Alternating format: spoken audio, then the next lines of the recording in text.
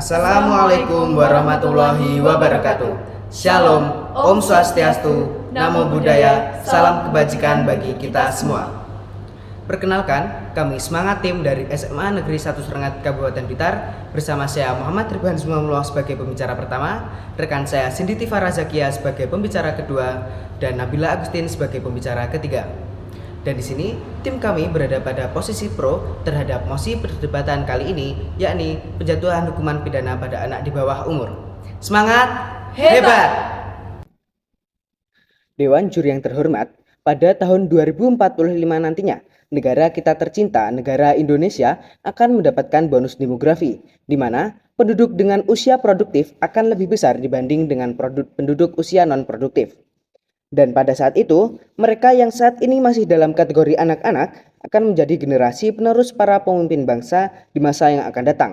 Oleh karena itu, sudah seharusnya bagi kita untuk dapat mempersiapkan dan membimbing anak-anak, terutama ketika mereka membuat kesalahan, agar kesalahan tersebut tidak terulang lagi. Oleh karena itu, saya, Muhammad Ridwan Zumamullah sebagai pembicara pertama tim pro yang akan memaparkan definisi dan argumentasi yang melatar belakangi kesetujuan tim kami terhadap mosi perdebatan kali ini, yakni penjatuhan hukuman pidana pada anak di bawah umur.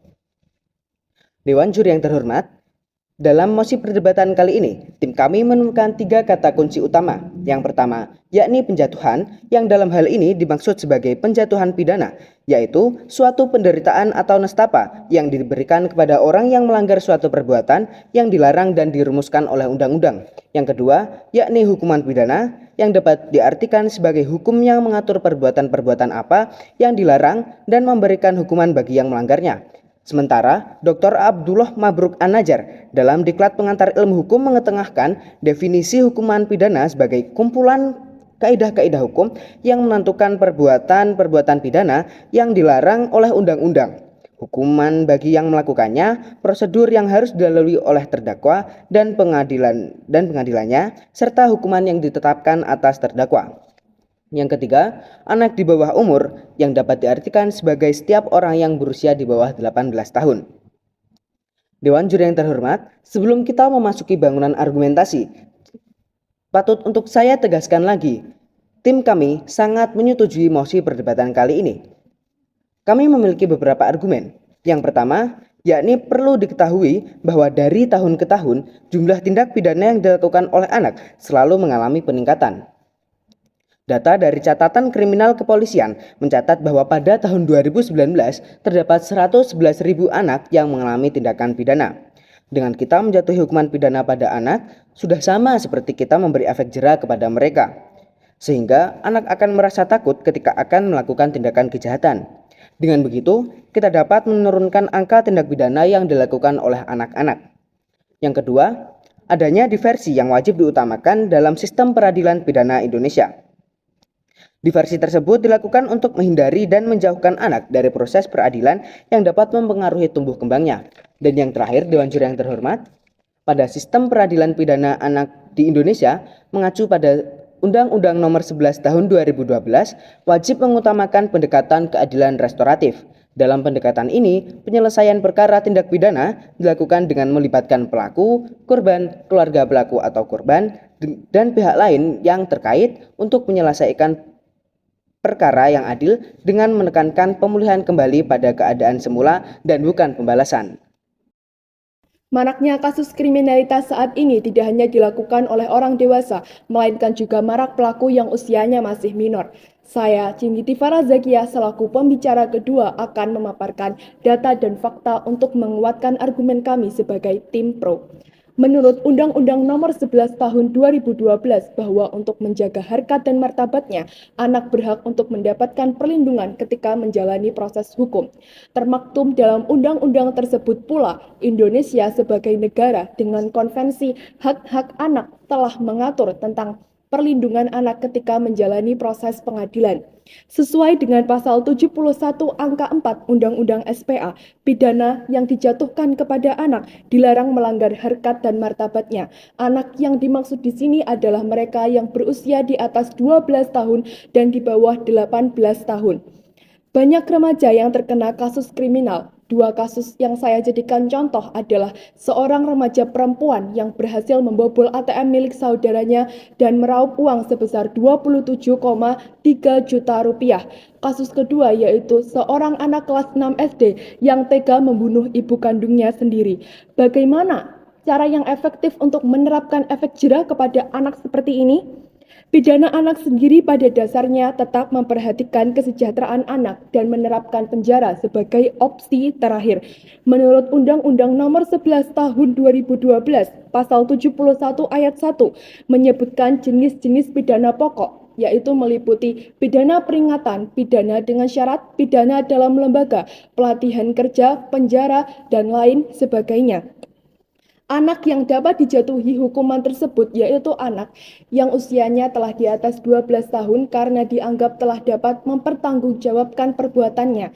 Sementara anak yang usianya masih di bawah 12 tahun dianggap belum dapat mempertanggungjawabkan perbuatannya sehingga hanya dikenai pembinaan.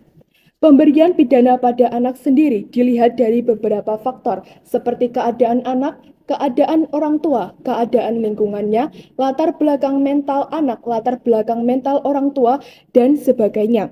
Tujuan penyelenggaraan sistem peradilan pidana anak difokuskan pada pemikiran bahwa penjatuhan sanksi tersebut tidak lain dan tidak bukan adalah untuk menyejahterakan anak sendiri.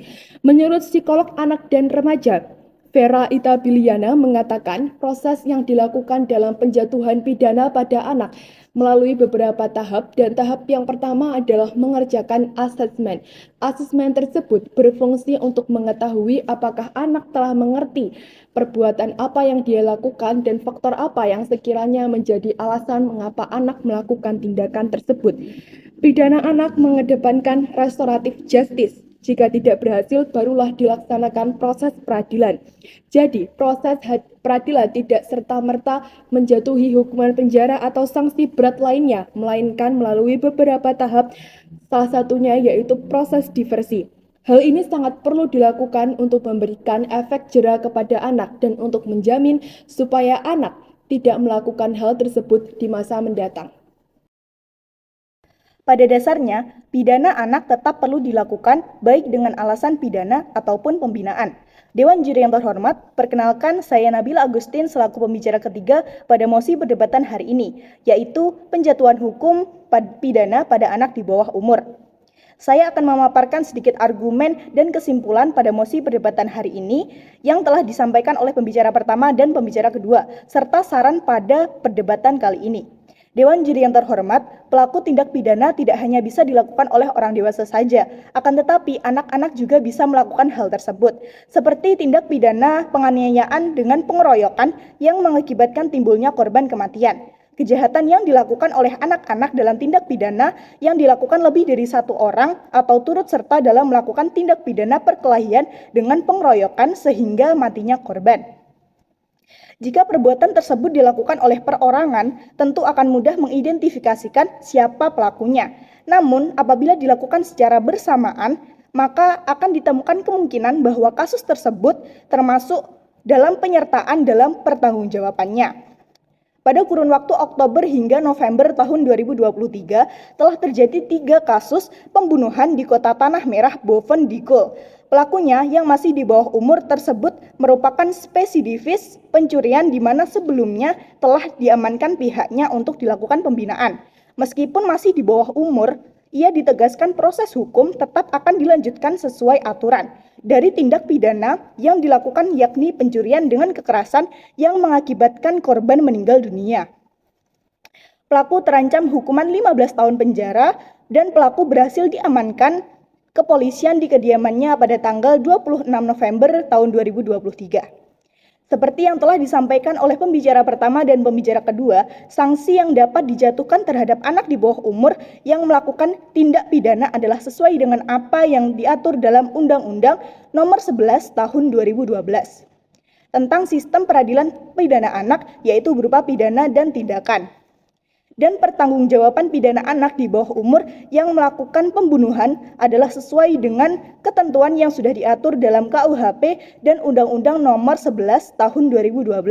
Apabila benar tindak pidana pembunuhan, maka proses persidangan sesuai dengan ketentuan yang diatur dalam Undang-Undang Nomor 11 Tahun 2012, sedangkan hukumannya adalah setengah dari hukuman orang dewasa.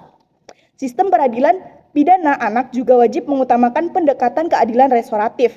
Selain itu juga terdapat diversi yang wajib diutamakan dalam sistem peradilan pidana anak.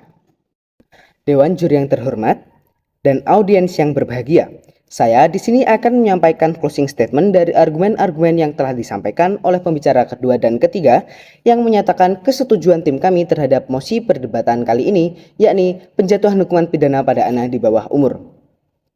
Dewan juri yang terhormat, seperti apa yang telah disampaikan di awal tadi, bahwa dari tahun ke tahun terjadi peningkatan jumlah tindak pidana yang dilakukan oleh anak. Oleh karena itu, kita tetap harus memberi sanksi kepada anak yang melakukan tindak pidana. Selain itu, pada sistem peradilan pidana anak atau yang biasa disebut dengan SPPA, wajib diupayakan diversi, di mana berarti akan selalu ada upaya pengurangan hukuman bagi anak-anak pelaku tindakan pidana. Maka akan lebih baik jika kita menjatuhi hukuman pidana daripada tidak diberi hukuman apa-apa. Karena jika kita tidak memberi hukuman apa-apa kepada mereka, dikhawatirkan mereka justru melakukan tindakan yang lebih parah daripada tindakan sebelumnya. Dan Dewan Juri yang terhormat, seperti apa yang telah kita dengarkan di awal tadi, dari setiap pembicara tim kami, bahwa kami telah berhasil menyampaikan argumen yang kuat yang didasarkan pada data dan fakta. Oleh karena itu, tim kami sudah layak untuk diloloskan kepada babak semifinal. Terima kasih.